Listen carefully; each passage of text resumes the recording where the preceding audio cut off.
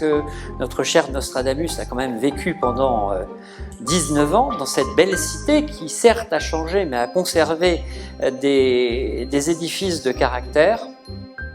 Et puis moi je suis un Salonnais de cœur installé ici depuis 5 ans, je me suis terriblement attaché à cette ville et tous autant que nous sommes, nous avons des attaches salonnaises et je crois que c'est important de prendre conscience que, où que l'on soit, mais en particulier à Salon, on dispose de ressources tout à fait exceptionnelles, que tout le monde se fédère, qu'on fédère les talents de façon à arriver à un objectif, certes qui n'est jamais complètement parfait, parce que si le monde était parfait, on ne serait pas là pour essayer de l'améliorer.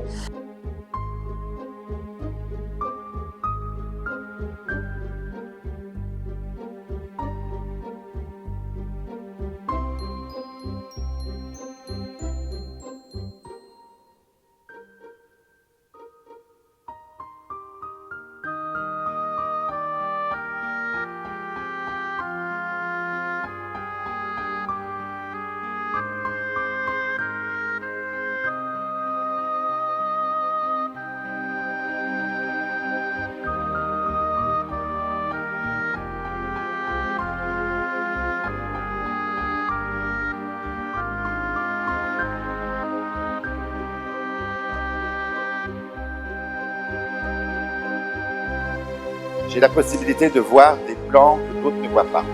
Donc quand on dit que vos défunts sont dans l'au-delà, ils ne sont pas dans l'au-delà dans le ciel, leur âme est de l'autre côté, à notre niveau, dans un plan invisible. Ils ne sont pas à des milliers de kilomètres, ils sont près de vous. Alors on ne croit pas forcément à la médiumnité, mais quand on a quelqu'un qui décède de maladie, souvent on se dit toujours là où il est, il ne souffre plus. Là où il est, il doit être mieux. Donc là où il est, les médiums sont là pour témoigner de là où ils sont. Je suis au départ voyante et j'ai ensuite été passionnée par les nombres. Et pour vous la faire simple, parce que moi j'ai toujours un discours qui est très imagé, quelle différence donc y a-t-il entre la voyance et la numérologie? Eh bien en voyance, on va demander, le consultant va demander, est-ce que je vais arriver en haut de ma montagne? Et certes, c'est intéressant, mais ce qui est bien de savoir, c'est comment on est équipé. Et la numérologie, que j'appelle holistique, c'est-à-dire qui englobe l'homme, va répondre à comment on est équipé. Donc pareil, d'une façon imagée, qu'est-ce que vous avez au pied si vous voulez monter votre montagne? Est-ce que vous avez des chaussures de marche ou des tongs, quoi? Et à ce moment-là, pourquoi ne pas s'équiper avant et puis ensuite effectivement monter la montagne? Et ensuite, le monde, une carte très positive, donc vous parviendrez à ce que vous désirez, mais il va falloir être combative et comme je vous disais tout à l'heure, ça n'arrivera pas tout seul. C'est pas en laissant passer le temps que les choses arriveront.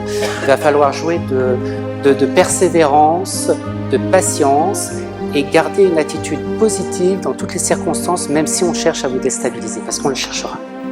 Voilà. Imaginez qu'il y a un champ électromagnétique autour de nous, qui a une résonance vibratoire. Et donc nous sommes liés au magnétisme terrestre, mais il y a aussi le magnétisme des autres planètes. Celui de la Lune, par exemple, est très important puisqu'il joue sur les marées. Vous avez le Soleil. On se rend bien compte au moment des éclipses qu'il y a des événements qui se passent sur Terre.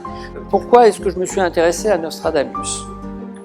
Alors, Nostradamus est un personnage extrêmement connu depuis sa naissance, puisqu'il a très vite acquis une renommée tout à fait particulière, je dirais presque incomparable. Il y en a d'autres, mais enfin en tous les cas c'est tout à fait exceptionnel.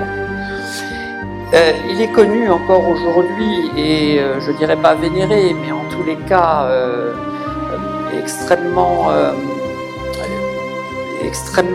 dynamique au niveau culturel dans les pays anglo-saxons.